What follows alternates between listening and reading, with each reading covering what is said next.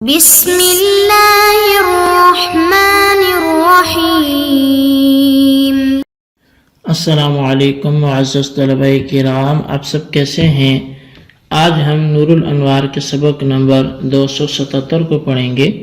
آج کے ہمارے سبق کا عنوان ہے مجاز کی طرف کب رجوع کیا جائے گا۔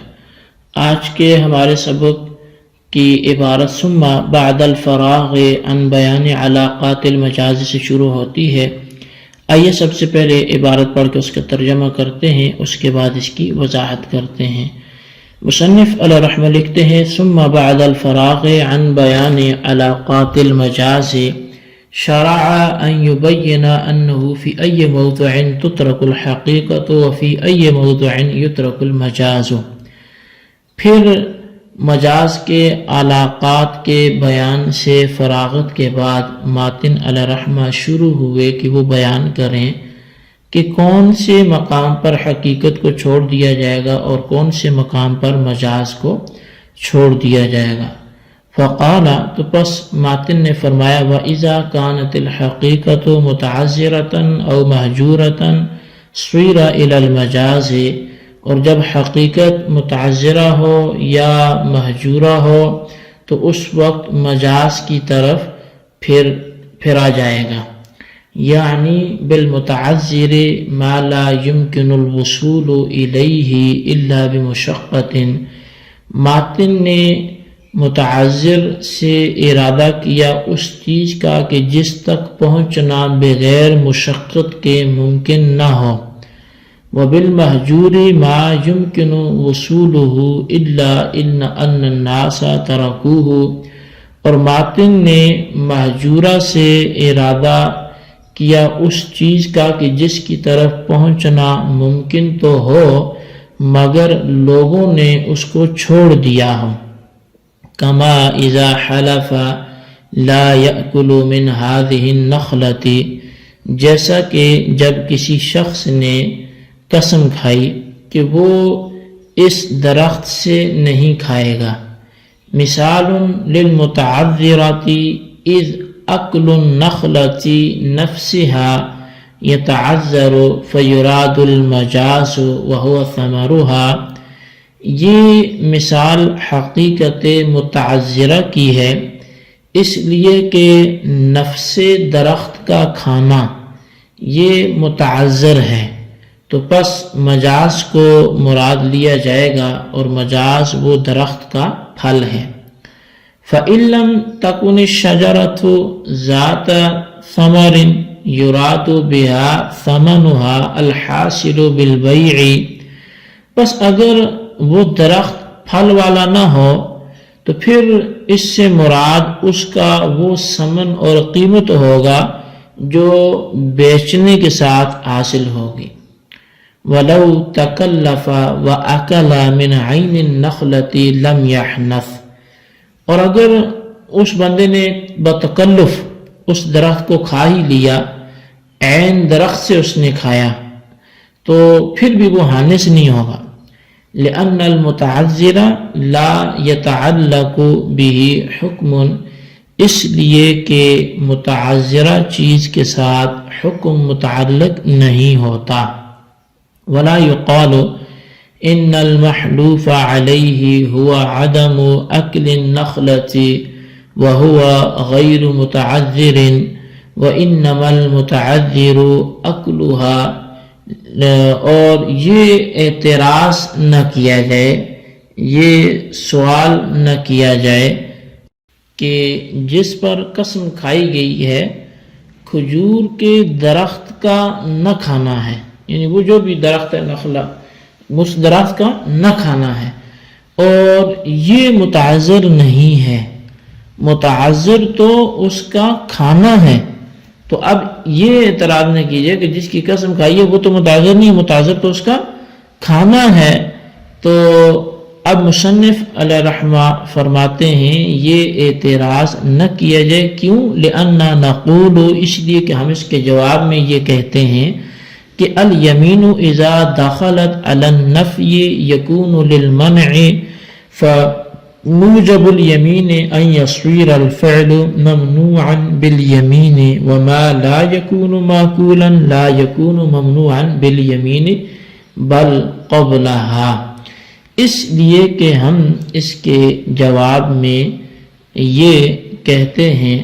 کہ جب قسم نفی پر داخل ہو تو نفی منع اور نہیں کے لیے ہوتی ہے، پس قسم کا تقاضا یہ ہے کہ فعل قسم کی وجہ سے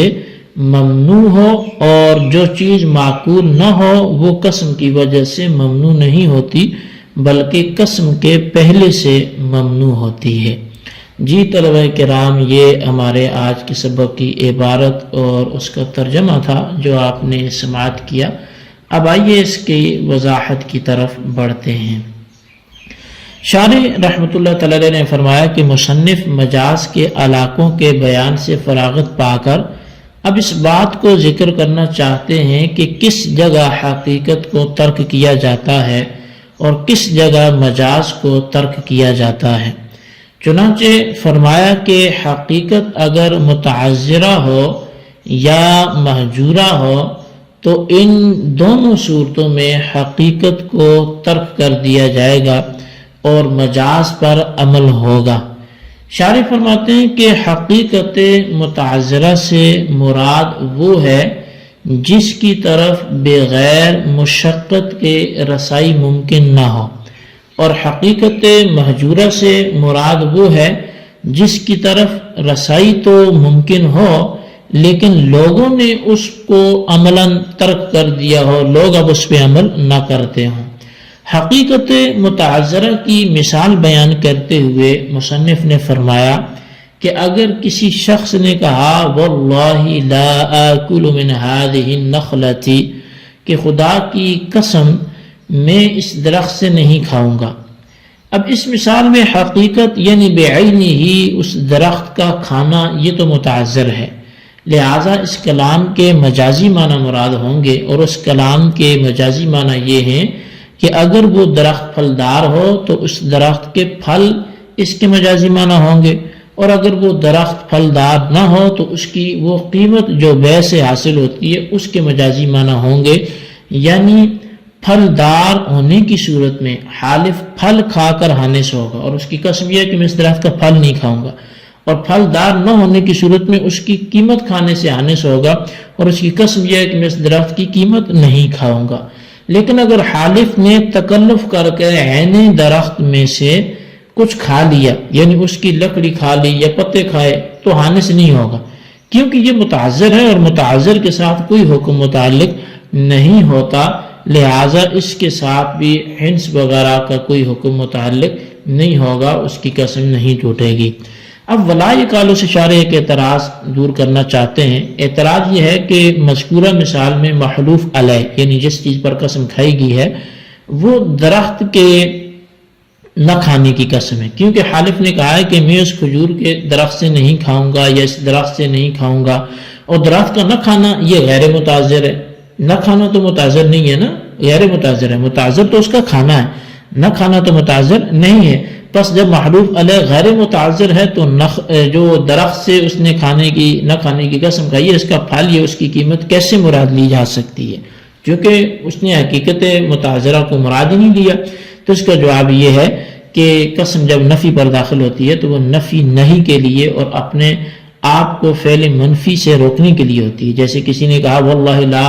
اشرب الماء، کہ اللہ کی قسم میں پانی نہیں پیوں گا، تو اس کا مطلب یہ ہے کہ حالف اپنے آپ کو شرب ماء سے منع کرنا چاہتا ہے۔ بس اس صورت میں یمین کا مقتضا یہ ہوگا کہ فعل منفی قسم کی وجہ سے ممنوع ہو، جیسے شرب ماء قسم کی وجہ سے ممنوع ہوا ہے، ورنہ قسم سے پہلے ممنوع نہیں تھا۔ اور جو چیز حسن اور عادتاً نہ کھائی جاتی ہو، جیسے عین درخت کے وہ نہ حسن کھایا جاتا ہے اور نہ عادتاً کوئی اس کو کھاتا ہے، وہ قسم کی وجہ سے ممنوع نہیں ہوتی